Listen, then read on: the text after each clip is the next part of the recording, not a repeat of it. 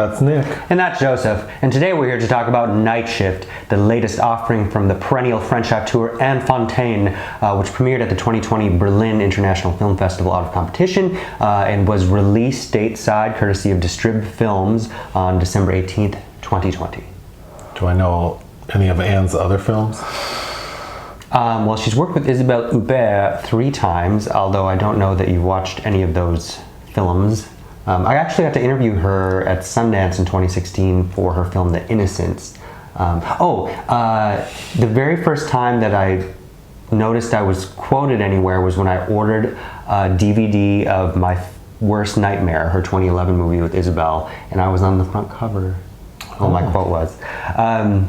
She's probably best known stateside for her Coco Chanel film from 2009, Coco Before Chanel, starring Audrey Tautou. But she has a film, if not every year, every other year. She's a very busy filmmaker. Began in the late 90s with a queer film called Dry Cleaning, which is actually one of the few of hers I haven't seen. I actually wanted to open this up because the English language retitling of this reminds me of a favorite Commodore song of mine. It's gonna be a long night. It's gonna be all right. Oh, Lionel Richie. And if you noticed on the screen we watched, the title that shows is Police backwards. That was the original title of the film, which I'm kind of, for once, glad. Although Night Shift is pretty generic. There are 2 other very notable French films with that same title. 1985 Maurice Piloff film that was written by Catherine Breillat with Gerard Depardieu and Sophie Marceau. That's an excellent film. And then Mai Wen famously directed a film called Police in 2011, which was a Cannes Award winner. All right. Night Shift is about 3 cops in Paris. Mm-hmm. Yes. The story is a little complicated, but the basic story is these 3 cops volunteered to escort a refugee to the airport to be deported back to wherever he came from. And they struggle with that, like the morality of it. Ultimately, they decide to attempt to help him escape, which is not successful. Mm-hmm. So this refugee gets on a plane. They are able to delay his flight. So he gets on the plane, they get him pulled off. They pull a stunt, yeah. They pull a stunt, but inevitably he will be back on the plane, but we don't see that. The film just ends. Right. That's it. But what makes it complicated is the film is kind of split into 2. The first half of the film is sort of, these 3 cops all work for the same precinct, I suppose, and they work together. So there's a lady named Virginie. Yep, played by Virginie Efira. And then a gentleman who Virginie, her colleague, the black man. Omar Sy, Aristide. Virginie and Aristide are like fuck buddies. Yeah. Mm-hmm. And she's married and has a baby. And she's pregnant with Aristide's baby. Mm-hmm. And is planning, so the course of this movie occurs in one day, and she's planning to get an abortion the following day. Mm-hmm. The third person, Erik, played by Grégory Gadebois. He also works with the 3 of them. The first half of the film is them going about their day, going on different calls. There's like a domestic dispute incident. There's like an accidental child death. And we see each incident from their respective perspectives. So the stories are kind of told multiple times from different perspectives. Right. Until we get the 3 back to the precinct and their commander or sergeant, whatever this person's called, says, hey, normally the crew that escorts refugees to the airport is not available, so we need some volunteers. And these 3 volunteer. And that's how they end up at this refugee site where there is a protest occurring. Yes.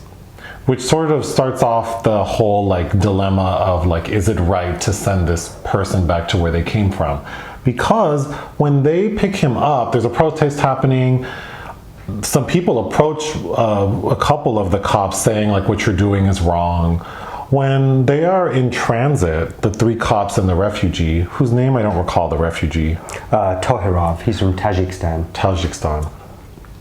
Virginie has his paperwork, which is like in a sealed envelope. She's not supposed to open it. It's just their job to take him. She decides to open it and read it. And she sees that this refugee, the story he recounted in an effort to receive asylum was basically that he was being tortured, and if he returns, he will be killed. Right. So she doesn't feel good about that. And then the second half of the film is her attempting to convince her co-workers to let him escape.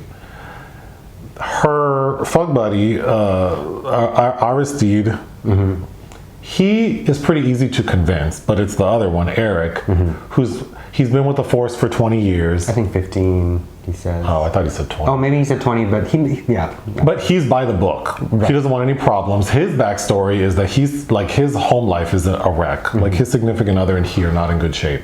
So he's not interested in like rocking the boat. He takes the most convincing. Ultimately, he says fine. He pulls a stunt with like dispatch to get them off the grid for a while. And he says, okay, you have 6 minutes, do whatever you're gonna do. They pull over, they all get out of the car with the refugee like not handcuffed because Virginie took his handcuffs off prior. He's not, the doors aren't locked and they're just like hoping he'll walk out, but he won't. And when they try to force him, he gets scared and refuses to move, presuming that he probably thinks like this is a setup and if he tries to run, they'll kill him. So Erik gets frustrated and says, get back in the car, we're going. He had his chance.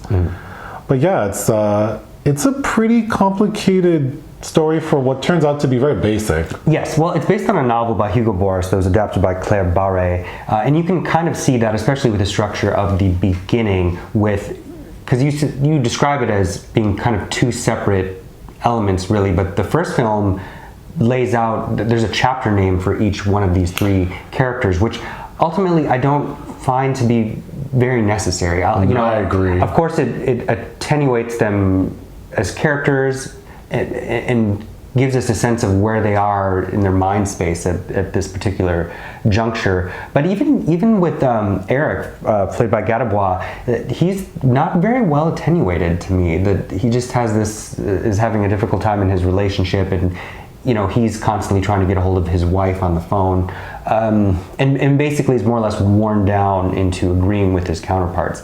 And I think your immediate reaction, as I recall after we finished it, was that you liked this story but didn't like the structure. Yeah, exactly. I think the story is a great conversation piece. It's well acted, well shot. I just think the orientation of the story could have been different.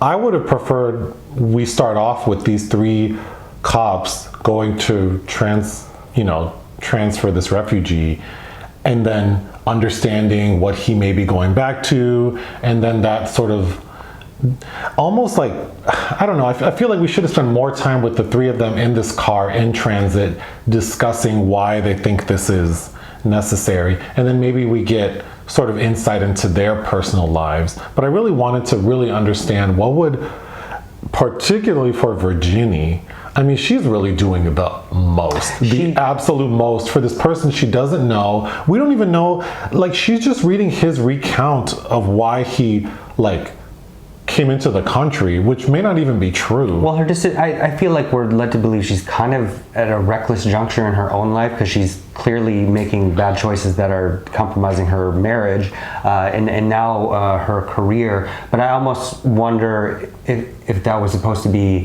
her relationship to Omar Sy, because she asks him before they eventually copulate, where he's from, where he came from, and he says he was born in France, but his parents were immigrants. So I don't know if she feels extra sensitive to the subject of transporting this man, which is, it's brought about where she's going to have an abortion the next day, and she just kind of also recklessly volunteers to do this, and that's why Aristide follows suit. So what would this have looked like if he hadn't, if it was two against her, per se? I think that there's some nice intimate characteristics going on here. It's just that, again, I don't know if it sells them well enough. Yeah, it almost could have been like a 12 Angry Men, like in this cop car for an hour and a half, with them ultimately deciding whether or not to let this person escape. Because when another important plot point that didn't quite connect with me is when the refugee is taken to the airport and the people who are taking over, I guess border patrol people, agents, grab customs, grab the agent. There's like a scene because he has to be restrained because he becomes hysterical, screaming, refusing to be handcuffed. So they have to restrain him physically. It looks violent, but to me felt necessary. Like, we can't just let this man flail about and run away. But that scene created a reaction, particularly in Virginie, because as the three of them are leaving, having done what they felt they could do, Virginie has like a panic attack and says, pull the car over. She gets out of the car and this bitch hightails it back to the airport, like starts running, Forrest Gump style. And I really wanted to understand, because the humanity of the story is very apparent to me, and I had feelings about like, why are they doing this man? Like, just let his ass go. What is he gonna do? You know, because I think as a conversation piece, it's very effective. I just wanted to know more of why these three law enforcement agents ultimately decided to help this man. Because if it's just a simple like, yeah, if you have to choose whether like let some guy roam around harmless or send him back to his country and get killed, the answer should be pretty simple. Yeah. But then it's like these people are risking their jobs, their livelihood. You know, like I want a little bit more. Yes, and you know, to be fair, it's better to be left with wanting more, and eventually anyway. It was shot by Yves Angelo, who's Yves Plum. Who's not Yves Plum, Yves Angelo, who's won 3 Césars, and I really liked the look of the film, how Paris looked at night, per se. Virginie Efira, you've seen her in a film before. She is married to the rapist in Elle. Okay, I do recall that character. For the first time, we get so many close-ups on her in this, and she's not made out to be as beautiful as, say, in that film or in Sibyl, another recent film she starred in. She really reminded me of a young Piper Laurie, like 1960s era Piper Laurie, like between The Hustler and Carrie. I'm having a hard time remembering who Piper Laurie is. The mother in Carrie. I can see your difference. I know there's a mother in Carrie, I just don't recall what she looks like. Do you not remember Tim with Mel Gibson, where she's the older woman that seduces him and he's simple? Tim is mentally handicapped. I remember okay, you'll recall when you look up her face. Anyway, she was reminding me of Piper Laurie. Omar Sy, of course, he was a big breakout with The Intouchables in 2011-12, which was remade with Kevin Hart and Bryan Cranston and Nicole Kidman. Grégory Gadebois he was in a really good film. It was Francois Duperron's last film. I believe the English language title was Our Time Will Come, which is a very beautiful, if you get the chance to see it, moving, strange film. And then of course the refugee that they're taking to the airport is a very notable Iranian actor, Payman Maadi, from Asghar Farhadi's A Separation. He played actually a very similar role with actual lines of dialogue that we understand in Camp X-Ray opposite Kristen Stewart, where he plays a prisoner in Guantanamo Bay. He really has nothing to do here, which I find interesting. What else you got? That's the Anne Fontaine, usually the scene where Virginie is dancing to No Scrubs, like very casually. Yes. Which also, she has a penchant for doing things like that, because in my worst nightmare, I recall very memorably a scene with Isabelle Huppert and a stripper pole and Kelly Rowland blaring in the background. Which I find interesting. That was an interesting scene. Yes. Overall, the two different kind of tones of the film, I kind of wanted to be one or the other. Ultimately, as a conversation piece, I like this a lot more than the very celebrated Lodge Lee film from 2019, Les Miserables. I think this does something along a similar line more effectively, more meaningfully, less hokey. Overall, I would give it 3 out of 5. I would give it 3 out of 5 as well. Thank you. Thanks.